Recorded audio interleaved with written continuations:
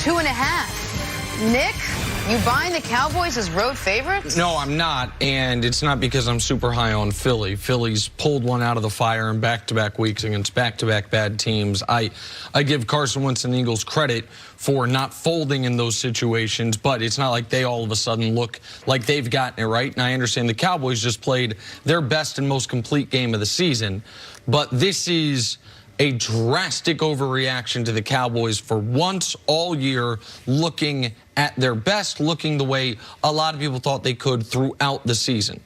And I know there is going to be the narrative of, well, are they peaking at the right time? You cannot be peaking if you were just at your lowest moment. The Cowboys 3 weeks prior to their great game against the Rams, it's not like they were on the cusp of putting it all together. They had a great defensive game and then a great offensive game. And then, no, they played terribly against Buffalo and then followed that up by playing even worse against the Bears. So, no, I'm not buying the Cowboys as road favorites over a team with a pulse, and the Eagles at the very least have that. And I'm not buying the Cowboys as all of a sudden some now dark horse contender if they get into the tournament, even though, Brian, Philly has had considerable struggles this year along with the Dallas Cowboys. I'm actually buying the Cowboys as road favorites, and here's the reason. When Zeke plays, which he will this week, the Cowboys are 5-0 against the Eagles. Yep. Zeke has gone off against the Philadelphia Eagles, and the Eagles' defense has not looked very good as of late. Here's the thing, though. When they played each other week 5 or 6, whenever it was, the Philadelphia Eagles had 4 turnovers. The Dallas Cowboys converted 3 of those turnovers into touchdowns. Those are big stats. And so if the Eagles just say to me, we can go out there and not turn the football over, we're in the game. That means that Carson Wentz, who's come from behind these last 2 weeks, has an opportunity to helpfully win these games. I still think, even as a underdog, the Eagles have an opportunity to win this football game. But the big 3 for the Dallas Cowboys, that's the most important part. How can you slow down the big 3, Cooper, Dak, as well as Zeke? I got a little Christmas budget set aside for my daughters. I'm putting it on this game, on the Eagles, as the home dog there. So my daughters will have the best Christmas they've had in a long time. Or none or the other.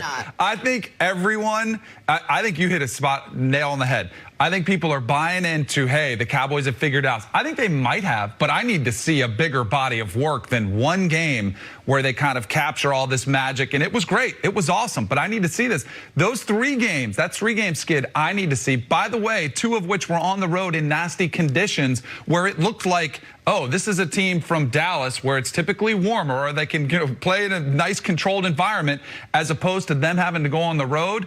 And I get where Zeke is playing, and they're 5-0 with Ezekiel Elliott. But how do we know which Jason Garrett is going to be calling plays? Is he going to feed him the rock enough times, or is he going to get away from it? Are they going to try to get cute at different times? I haven't seen enough consistency from this Dallas Cowboys to have enough confidence to say, you know what?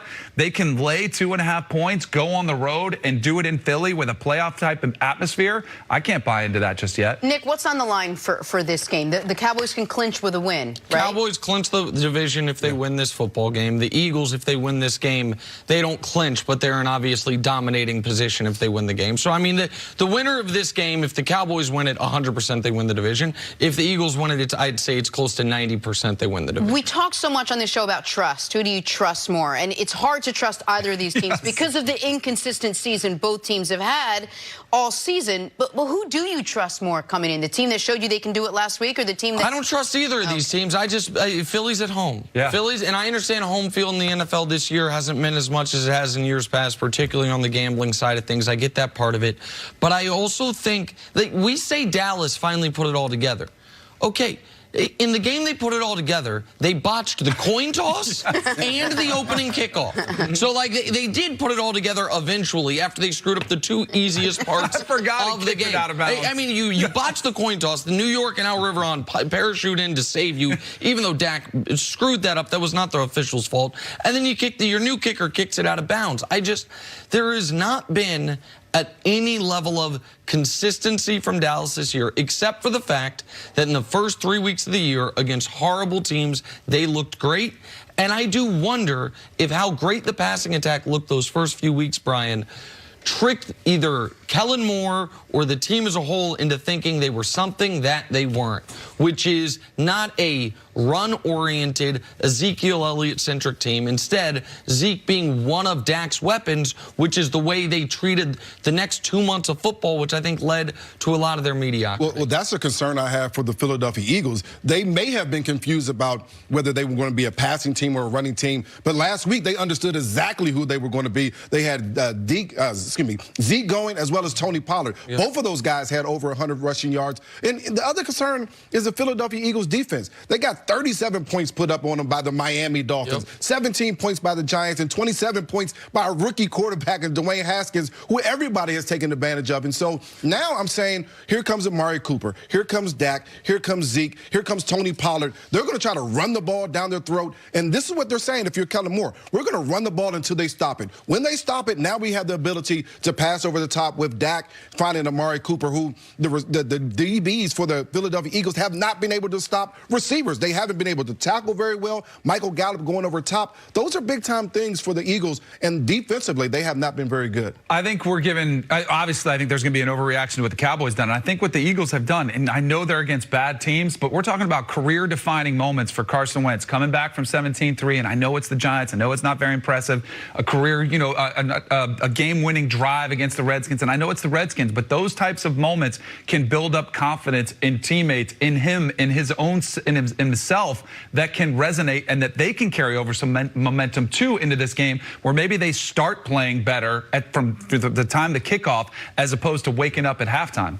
Are we confident Kellen Moore has now decided he's going to change the game plan to run the ball, even though the Eagles are terrible against the run? Are we confident Kellen Moore is going to go against what he did the whole first half of the season? Well, I think the game plan against the Eagles has been consistent. Run the football. When you have Zeke, they've been 5-0. They've run the football every single time they played the Eagles, including earlier this season. I don't see that changing. You might change it against different teams, but against the Eagles, they run the football. Well, and Zeke's averaging around 165 yards from scrimmage in his 5 career games against Philly. As you mentioned, they're undefeated in those games. I'm not trying to make the case that Dallas can't win this game.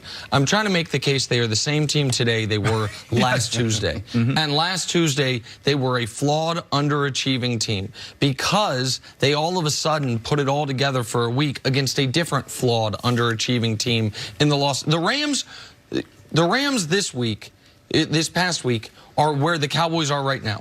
A team that had been underachieving.